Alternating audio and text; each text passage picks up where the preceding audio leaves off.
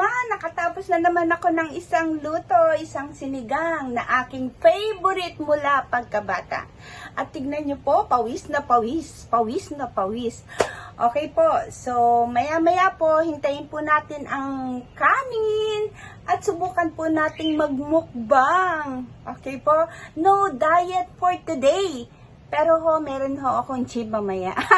Kaya malakas ang loob kong kumain. Okay po? Hintayin po natin maluto ang kanin. Abangan nyo po. Simple lang po ang aking rekado. Wala na po akong kung ano-ano, kung mayroong labanos or what. Basta po, dito po sa Taiwan, matikman lang yung lasa ng sinigang, okay na po. So, ang aking rekado lang po is kangkong, yan yung sinasabi kong 40 NT. So, ang halaga po sa 40, ang halaga niyan sa peso is mga nasa 70. 70 pesos, yan lang po yan ha. Ang sitaw naman po, ayan, nasa halagang 50 NT, mga 80 pesos po. Then, sibuyas at ang aking pang-asim. Ayan po. I-prepare ko na po, ha? Yan na po. Medyo kumukulo na po yung sinigang. Ano po kaya ang kaibahan ng lasa ng native pork? Native na pork sa usual na binibili nating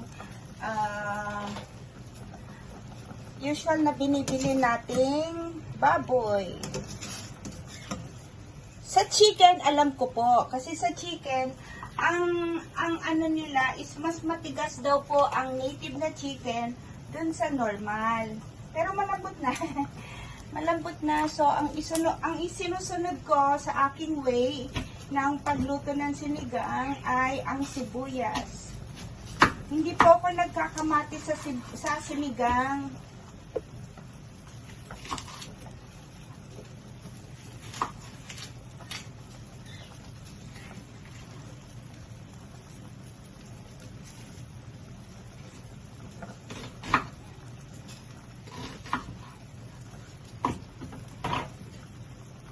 Lagay na po natin. Tapos, ang sitaw.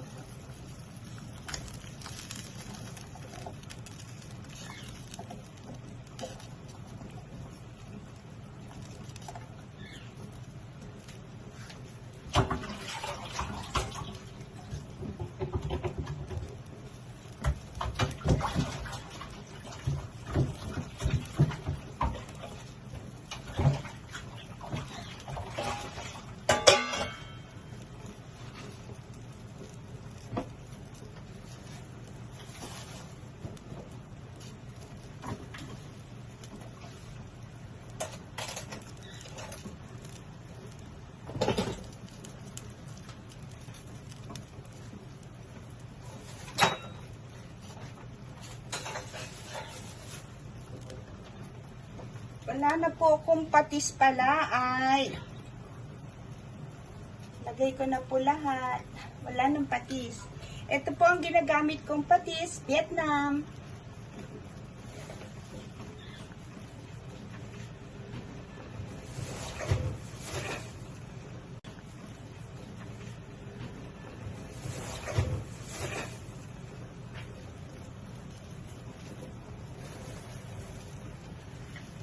So, dagdagan ko na lang po ng Himalayan salt.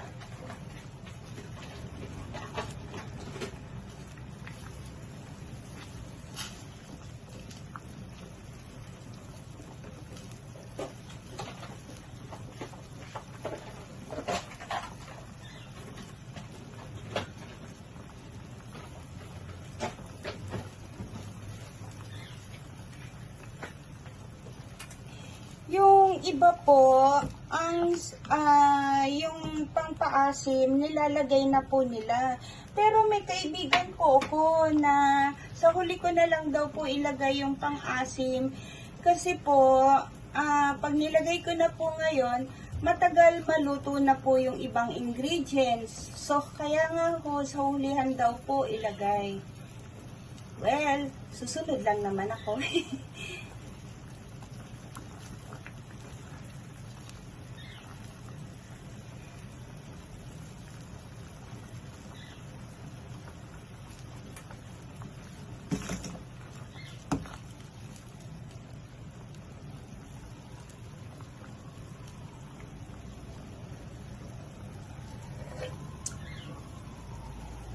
Ay, iba nga po talaga ang lasa ng ng native na pork.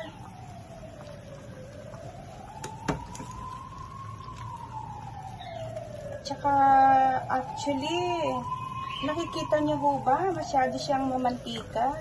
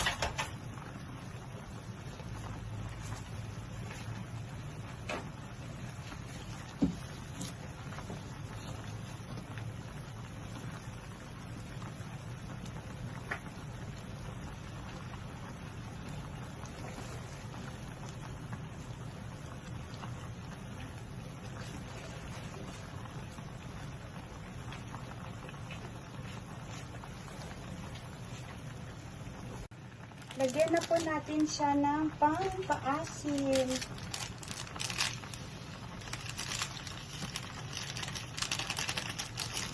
May natira po akong kalahati, kaya yung kalahati muna ang ginamit ko.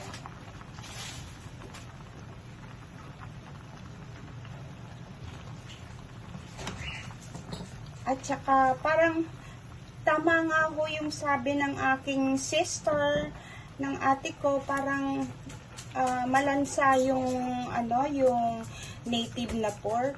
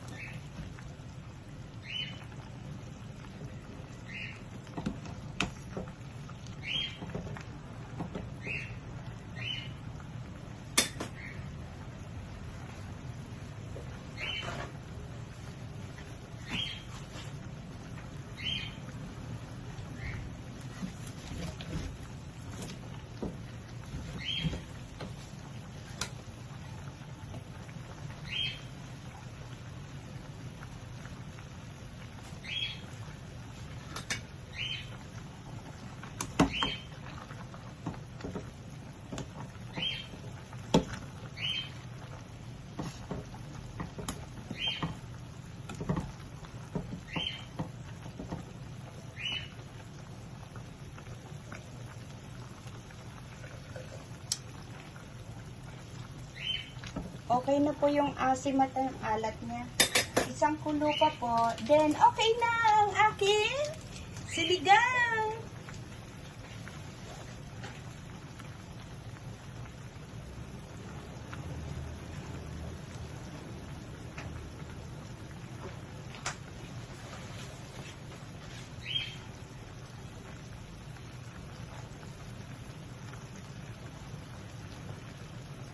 Okay na po ang aking sinigang.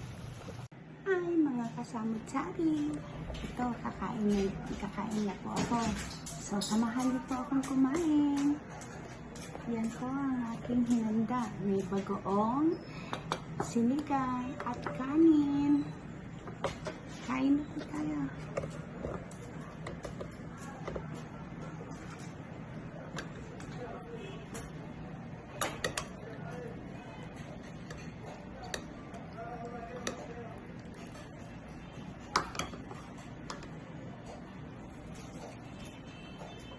Kain po tayo.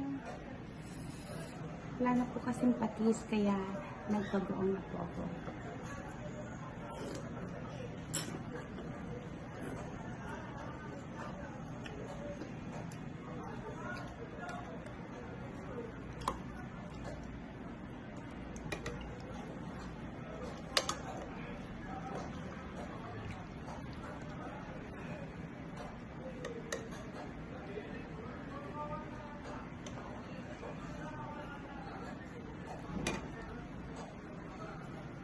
Ito na po ang native pork.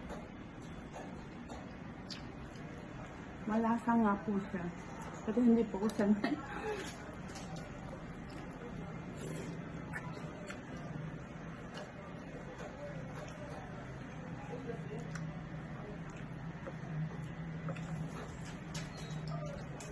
Meat ng kanin.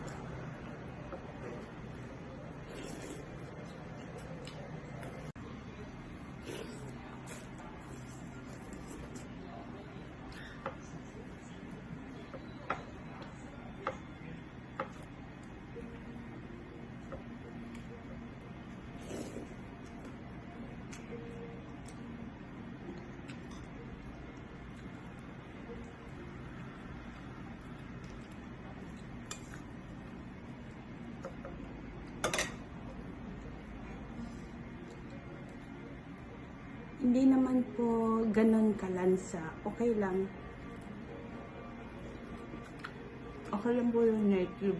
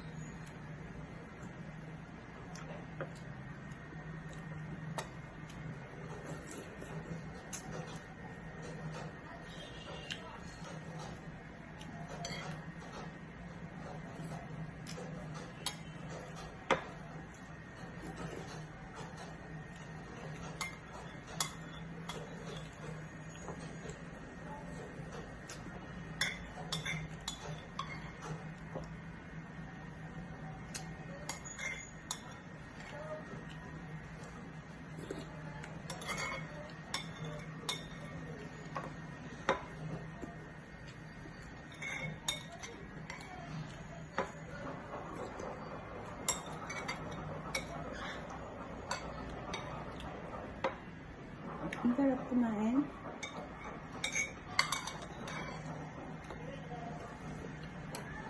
Lalo na po pag may bagoong. Kumuha pa po ako ng kanin. Nasarapan po ako. Kain pa tayo, di ba?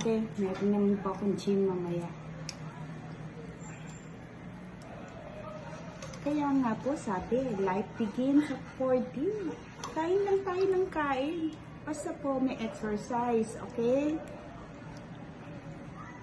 Minsan lang po naman ako nakakapagluto ng talagang gusto ko. Lalo na pag Filipino food.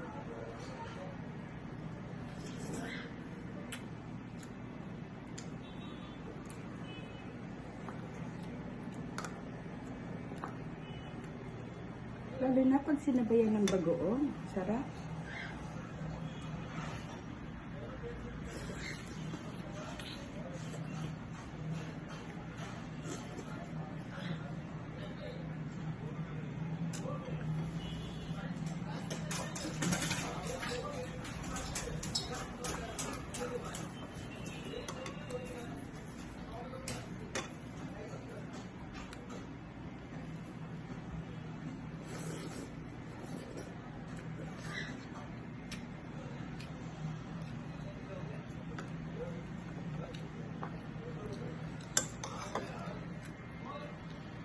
Ang sarap kong kumain.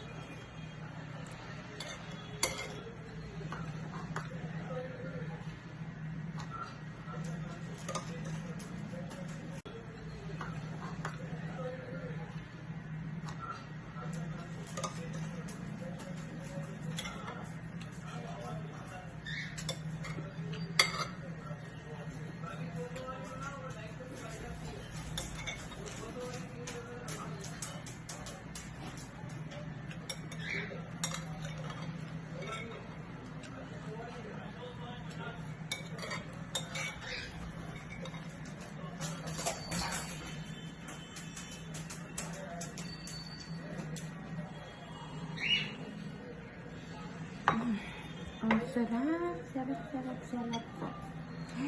Kain na po tayo. Kain po, lutuin ang gustong kainin, okay? Basta po, samahan lang po ng exercise, okay? See you on next vlog. Maraming salamat po. Please subscribe my YouTube channel, my blog, Samut-Sari, Pinoy in Taiwan. Maraming salamat po. I love you all.